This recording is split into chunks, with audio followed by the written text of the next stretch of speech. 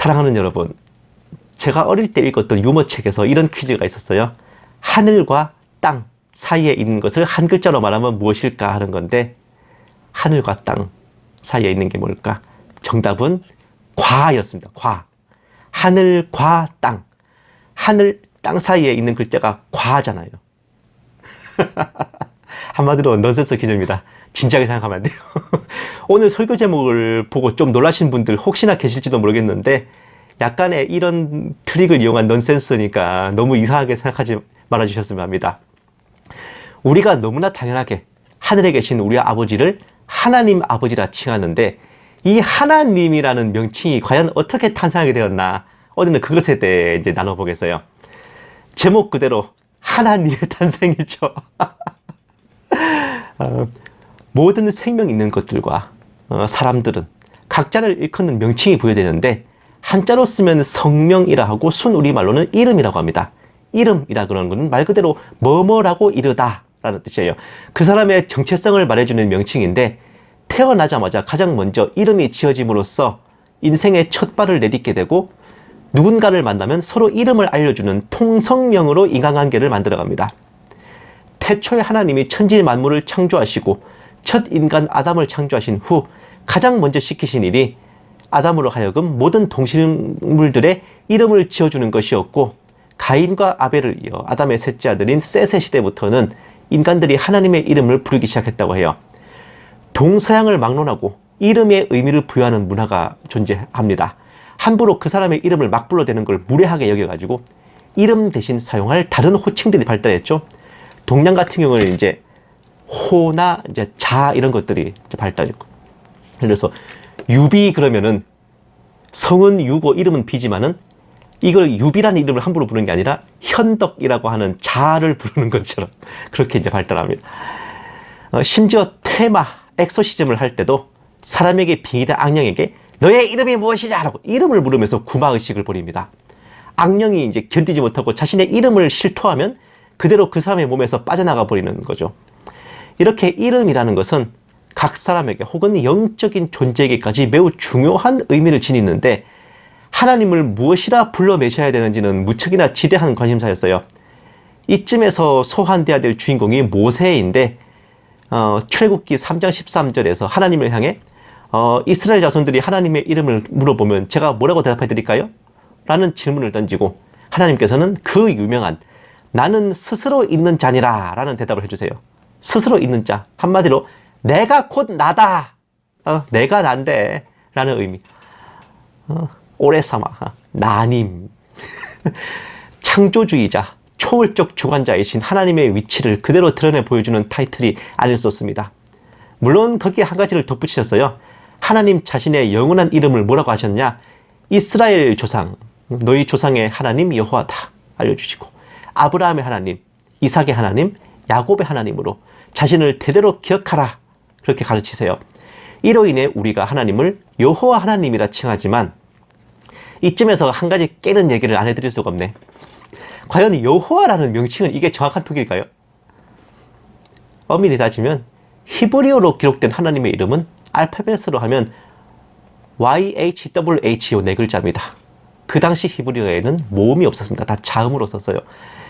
이 네 글자가 테트라그라마톤이라고 해서 직접 불러서는 안 되는 신성한 문자였습니다. 그래서 유대인들은 하나님을 부르거나 기록할 때 이제 그 글자에 모음을 붙여 읽지 않고 아도나이, 나의 주님이라는 별도의 호칭을 사용했던 겁니다.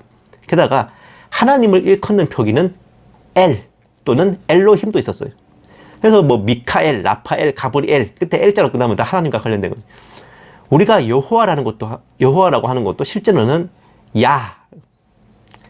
그래서 뭐 여호야김, 뭐 여호야긴, 이렇게 아달랴, 이게 끝에 야자로 끝나는 명칭은 다 또 다른 하나님과 관련된 겁니다. 야, 야외, 야훼, 여호와, 예호바 등으로 표기와 발음이 또 제각각이에요. 그러니까 우리가 하나님을 여호와 하나님이라 한다고 해서 그 발음이 정확하다는 보장이 딱히 없는 겁니다. 제가 굉장히 껄끄럽게 생각하는 족속들 중에 예수님을 꼭 예슈아라고 부르는 분들이 있어요. 히브리 원어에 맞게 불러야 주님에 대한 예의이고, 우리식으로 발음을 다듬은 예수라는 명칭은 무례한 것이다 라는 이상한 고집들이 있는 부류들입니다.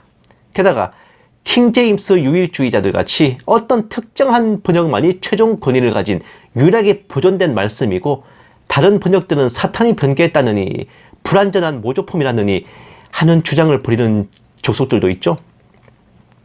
이런 치들의 의견대로라면 우리말로 부르는 하나님의 이름과 우리 글로 번역한 하나님의 말씀이 똑바로 불러매시지 못하는 불경한 용법이라는 결론도 나와요. 그런데 과연 그럴까? 하나님을 칭하는 이런저런 명칭들이 있지만 우리 한민족이 아버지 하나님을 부르는 이름은 말 그대로 하나님이에요. 하나님. 그런데 이 하나님이란 말이 무슨 뜻일까요? 대부분의 성도님들은 하나님이 한 분이셔서 말 그대로 하나님이라고 생각하시죠. 어감상으로도 굉장히 그럴듯해. 그리고 의미상으로도 되게 성경적입니다. 유일신을 말해주는 되게 성경적인 표현이잖아요. 그래서 기꺼이 그렇게들 받아들이십니다. 동시에 하나님을 하나님이라 부르지 않고 하느님이라는 꼬인 발음으로 칭하는 가톨릭 쪽을 되게 비판적으로 보시기도 하고, 특히 애국가를 부를 때 하느님이 보우하사를 우리네 그리스도인들은 되게 하나님이 보우하사로 바꿔 부르기도 합니다. 근데 사실은 애국가는 그게 맞아요.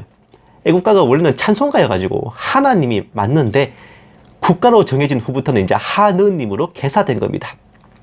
하나님 그러면 너무 기독교 편향적인 표현이라 그래가지고 다소 중립적인 하느님으로 고친 것이라고 하거든요. 웃기는 말장난이죠. 저게 원래 찬송가였는데. 그러면 하나님 그리고 하느님 다른 분이실까? 이게 또 기독교와 카톨릭의 대립 국면도 있기 때문에 참 골치 아픈 소재인데 이참에 확실한 팩트를 알아두시는 것도 좋을 것 같아요. 아시다시피 구한 말에 복음이 들어올 때 중국을 통해 성경이 전해졌는데 먼저 중국어로 번역된 것을 우리말로 중역해서 성경을 만든 겁니다. 이때 한자로 표기된 하나님은 상제 또는 천주님이었습니다. 의미 그대로 위에 계신 황제, 하늘의 주님이라는 뜻이죠. 옥황상제할 때 그 상제님이에요. 그것을 우리말로 번역하면서 하늘에 계신 님에서 하늘님이라고 해야 되는데 발음이 다듬어지면서 하느님이 된 겁니다. 그래서 원래는 하느님이 오히려 원말에 가까워요.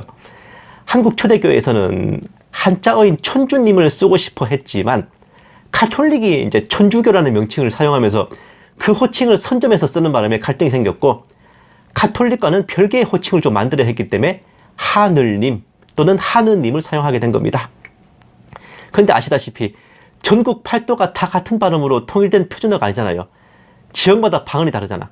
같은 단어인데도 하늘, 하늘님, 하느님, 한울님 등으로 쪼개진 겁니다. 특히 이 한울님이라는 거는 동학 천도교에서 쓰는 명칭이기도 했죠. 게다가 한국 초대교회 때 상당수의 교세가 평안도 지역에 위치해 있었고 그 지역 사투리가 교회에서 많이 쓰였는데 왜? 그 동네 성도들이 많으니까요.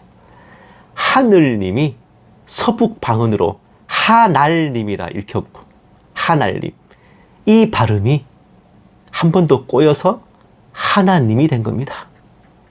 즉 우리가 하늘에 계신 아버지를 가리켜 주야장천 불러매시는 하나님이란 이름은 표준어도 아니라 평안도 사투리 발음과 표기인 겁니다. 그 지역 성도들이 당시 교회 중심이었기에 그들이 쓰던 사투리 발음이 교회의 공식 용어로 정해졌고, 그렇게 하나님은 우리 한국 성도들이 하늘에 계신 아버지를 부르는 이름이 된 겁니다. 너무 당연하게 불렀던 하나님, 알고 보면 표준어도 아닌 사투리 방언이었다는 거, 굉장히 쇼킹한 반전 아닙니까?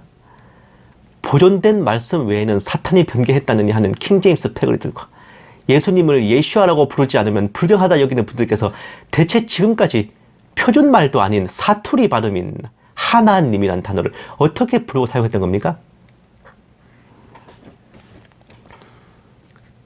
사랑하는 여러분, 중요한 건 이겁니다. 꼬인 사투리 발음이든 표기이든 간에 아버지께서는 우리 한국교회의 성도들이 그분을 향해 부르는 하나님을 기꺼이 자신의 이름으로 받아주셨고, 우리가 아버지를 하나님이라 부를 때 우리를 그분의 자녀로 백성으로 받아주셨다는 겁니다.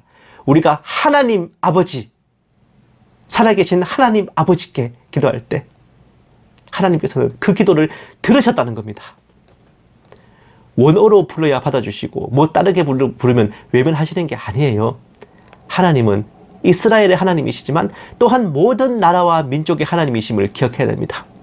하나님의 법과 진리는 이스라엘로부터 시작되었으나 모든 나라와 민족의 영토 경계를 정하시고 수명과 연한을 정하신 하나님이시기에 세상 사람들이 각자 속한 나라와 민족의 문화와 역사를 통해 하나님을 더듬어 찾도록 역사하신 겁니다. 중국 성도들은 하나님을 샹디, 상제라 하죠. 일본 성도들은 카미사마, 즉 신님이라 합니다. 영어권 성도들은 하나님은 God이라 그러고 신, 때로는 Lord, 주라고도 하고 우리나라 성도들은 하나님이라 하지만 표기와 발음이 다 달라도 모두 한 분 아버지를 가리켜 부르는 이름들입니다. 우리는 하나님을 더 잘 부르기 위해 히브리 원어를 따라할 필요도 없고요. 하나님의 백성이 되기 위해 영적 이스라엘이 될 필요도 없어요. 우리 말로 부르고 우리 글로 쓰는 하나님의 이름에 영광 돌리고 또 주님을 따라 살아가면 되는 겁니다. 하나님께서는 이스라엘의 하나님이시고 아브라함의 하나님, 이삭의 하나님, 야곱의 하나님이시지만 우리가 이스라엘이 되어야만 하나님의 자녀가 되는 게 아닙니다. 한민족, 한국인인 우리가 하나님을 영접하고 우리 말과 글로 하나님을 찬양하며 높일 수 있다면 하나님께서는 대한민국의 하나님이시고 한민족의 하나님이시고 단군의 하나님이십니다.